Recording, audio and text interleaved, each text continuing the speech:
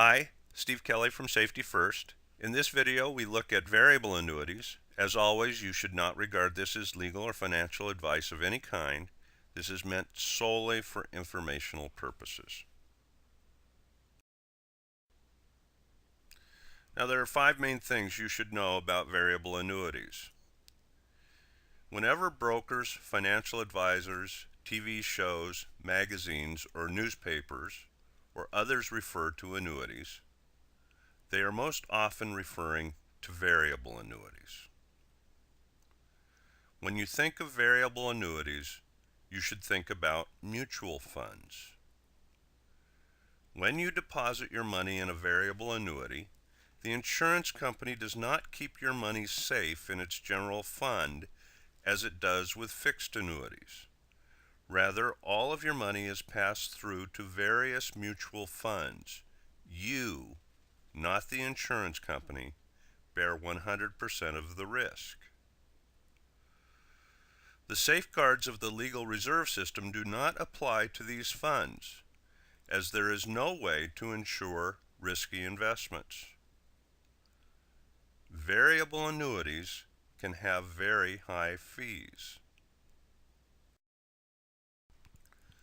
Variable annuities were first introduced by TIAA-CREF in the early 1950s.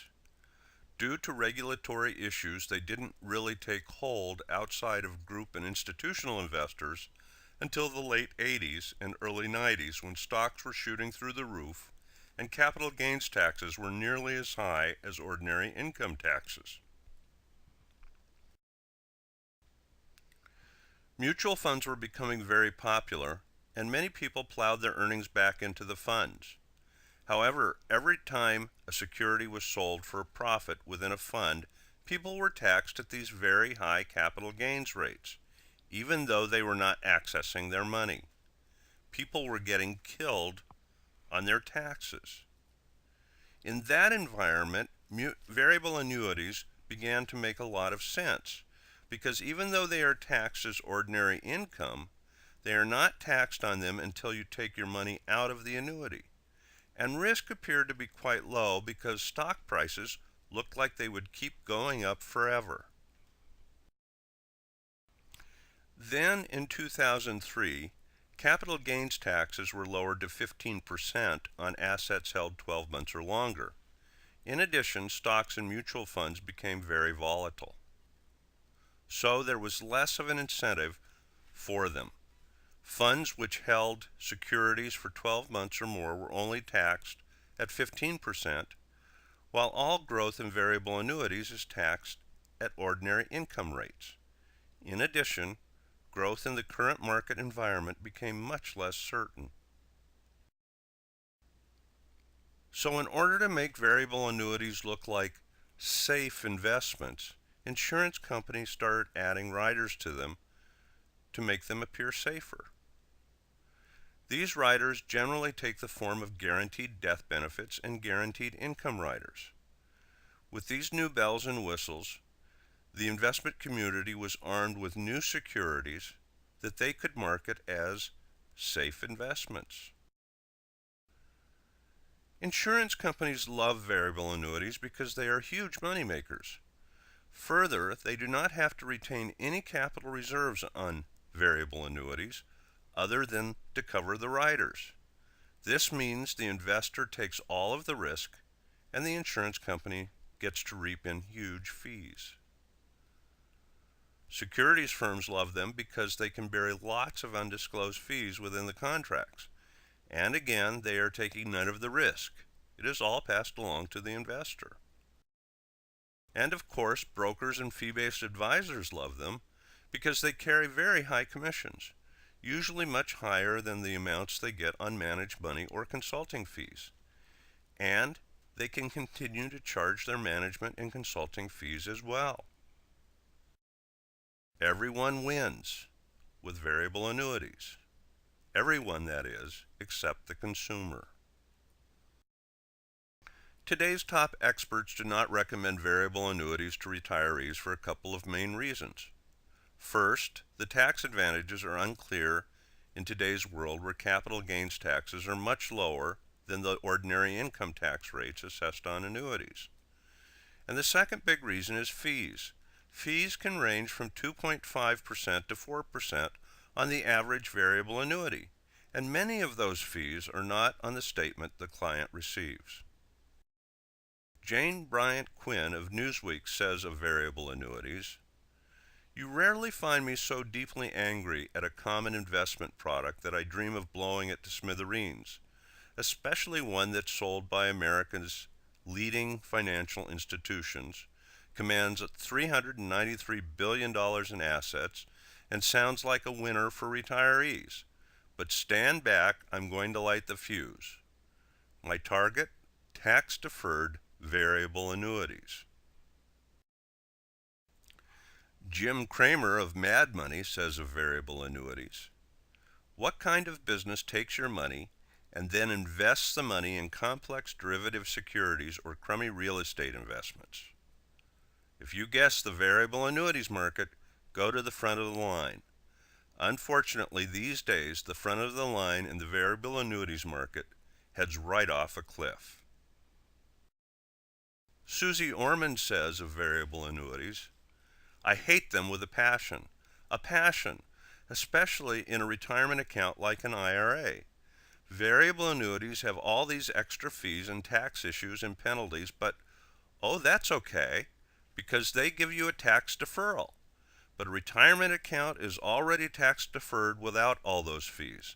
It's absolutely ridiculous. I think variable annuities exist for one reason only, to make money for the financial advisors who sell them." John Biggs, former chair of TIAA-CREF pension funds, the creator of variable annuities, says, "I cannot imagine a personal financial situation where I'd recommend a VA as a good idea." Here are some fees commonly assessed on variable annuities. There are others, but these are the most common. Administration fees, charged by insurance companies to administer your accounts, typically run 0.5% to 1% per year. Life insurance fees that guarantee the premium amount if you die typically run 1% to 2% per year. Mutual fund fees run 1.5% to 2% annually. Most people are better off buying funds directly than paying an insurance company to administer and paying ordinary income tax. Rider fees can be very high and provide dubious benefits at best. These fees often run 2% or more per year. That means fees on a $100,000 investment in a variable annuity will run from $2,500 to $4,000 per year, whether you make money or not. Think about that. If you hold a variable annuity for 10 years, your only guarantee is that you will pay out $25,000 to $40,000 in fees, whether you make money or not. Talk about guarantees. And the benefits are marginal if they exist at all. I recently had a woman come in to discuss her mom's variable annuity. Her broker had told her that the value of the account, which originally had $100,000 deposited into it, was really $125,000, even though her statement said it was worth only $70,000. So we called the company. This is something I often do with clients in the room because it is so enlightening to them. Also, I know what questions to ask. What we found out was that if her mom died, she would receive $125,000, but if she wanted to take her money out today, she would only get $70,000. What was she paying for that benefit? $1,000 per year for what was essentially a life insurance policy, maybe worth $55,000. And she was told this annuity was a safe investment, even though her total $100,000 was at risk in the market unless she died. So, are variable annuities always a bad idea? No, of course not. But the appropriate uses for them are highly technical and rarely appropriate for individual investors. As John Biggs himself, the former chair of TIAA-CREF, the inventor of variable annuities, said, "I cannot imagine a personal financial situation where I'd recommend a variable annuity as a good idea." So, if your investor recommends them, you may wish to consider the following. Ask plenty of questions. Ask even more. Get a second opinion. Put your money under your mattress. It could be a safer bet. So, thanks again for watching. I hope that this has been helpful and informative. If we can answer any further questions, please don't hesitate to contact us at 855-4SAFE-INCOME.